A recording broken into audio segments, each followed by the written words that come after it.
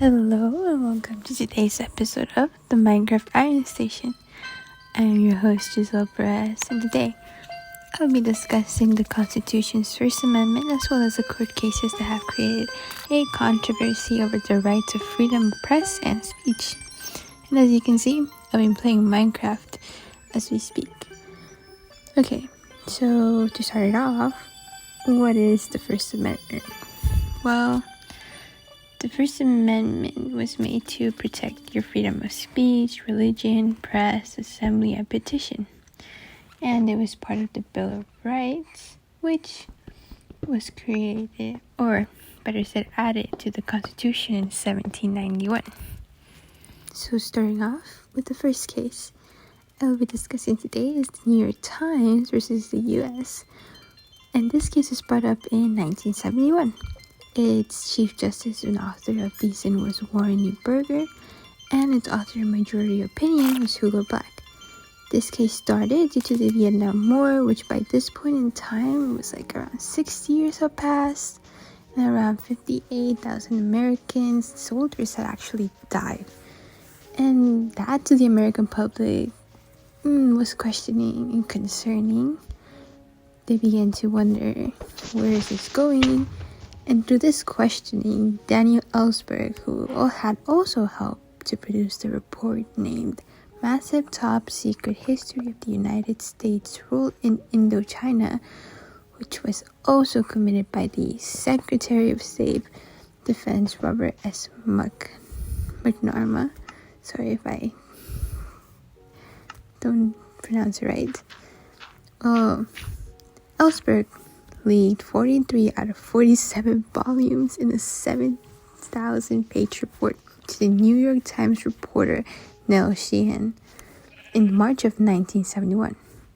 And these later became known as Pentagon Paper cases, which the Nixon administration attempted to prevent the New York Times and the Washington Post from publishing the material, because it belonged to a classified Defense Department. The president argued that any restraints made prior was necessary to protect national security, and this all built up to the big question. Did Nixon administration's efforts to prevent the publication of what termed classified information violate the First Amendment? Which the court later argued and ruled that prior restraints from Nixon wasn't justified as it attacked their freedom of the press. So then later on, both Black and Douglas argued that Nixon's word security was very vague. It should not be used to abrogate the fundamental law embodied in the First Amendment, meaning that the New York Times had all the right to publish the papers, or at least not be restrained to do so, as it was part of their right in the First Amendment. I think this is very interesting, how there can be like a fine line between, I don't know, like publishing stuff and knowing like, oh, is this right or wrong? It's just an interesting way of seeing it. Well, continuing on about freedoms, let's talk about Texas versus Johnson, which is another great example when it comes to freedom of speech specifically. And this case was brought in 1988, whose Chief of Justice was William Squibb, and author of majority opinion was William J. Brennan Jr., and author of dissent, Justice Stevens. So I actually find this case intriguing. It all started by a man by the name of Gregory E. Johnson, which burned the American flag in front of Dallas City Hall as a protest against the Reagan administration policies. He was convicted under the Texas law of desecration, and later on the Texas Court of Criminal Appeals reversed the conviction. And that was an interesting topic to search up, the reverse of the conviction.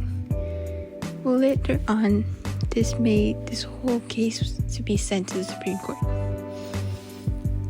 And in this case was said to cause many profound concerns and profound disappointment. For the court ruling was, yes, the burning of the flag was protected under the First Amendment, which is true because was his form of actually expressing his concerns and his whatever he was against the Reagan administration policies. But the House of Representatives later passed this resolution known as the Flag Act in 1989, which turned burning the flag into a federal crime. And later on, the law was passed by the Senate and was enacted without the signature of President Bush. And later on, another court case, United States versus Eichmann, was when the court decided that the Flag Act was unconstitutional and overruled. Since then, Congress has considered the desecration of the flag, especially in the rise of Trump's campaign, which sparked a lot of ways to... Oh my god, I just died. I'm sorry. Oh my god. I just freaking died like 100 times in this game. I'm gonna cry. Okay, anyways. The Congress just considered the Desecration Flag Act to just not be passed, even though it's been debated over and over again. It just hasn't been concluded that it should be in any way enacted again. I like this case. Well, I find it a fairly interesting case because he burns the flag, but it's also like depends on how you view the burning of the flag. Like, yeah, I do not see the burning the flag any good or any bad. I will find that as a way of, oh my god, they're like turning against us. But at the same time, it's their way of expressing their anger, frustration in the most extreme way. And I think it is the right to do so. I mean, it is the right protected to do so. Should they be doing it? Maybe not, because it's not safe, nor in a way, I don't know. But it's very interesting. I like how both cases were about not just, they were like about the presidents. They all had something to do with it. Like, I believe in Texas versus Johnson.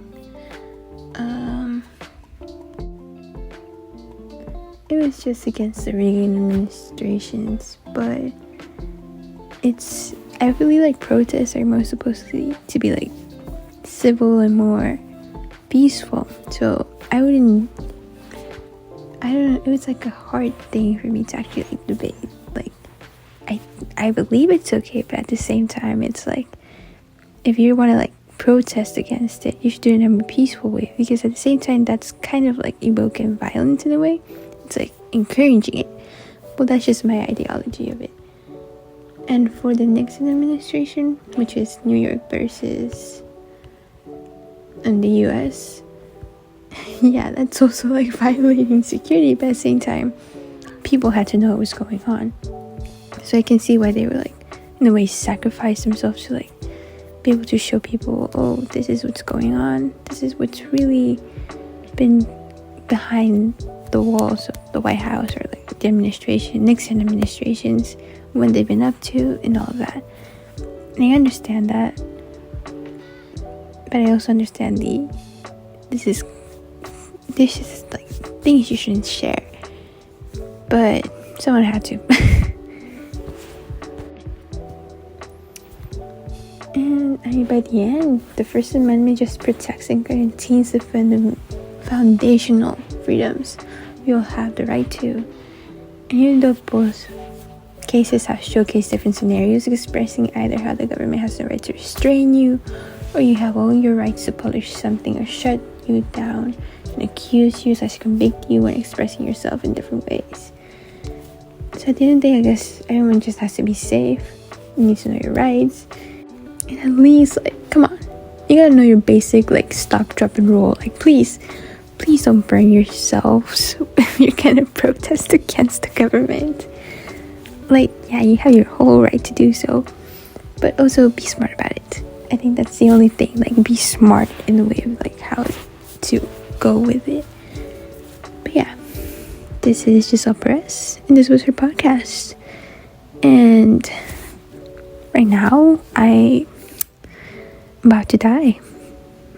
Oh, this is the part where I fell into. This is pre-recorded Minecraft game. I just fell into a cave, and I'm waiting for Husseina to come and save me. Oh my gosh, I freaking died. I'm gonna die here. I remember I was playing. I was like so scared. I don't know why I get scared of Minecraft, like zombies. I'm terrified of them for no reason. Anyways, let's see what's going on. Well, just enjoy the rest of this Minecraft game let's play. I hope my video was okay. Oh well, bye.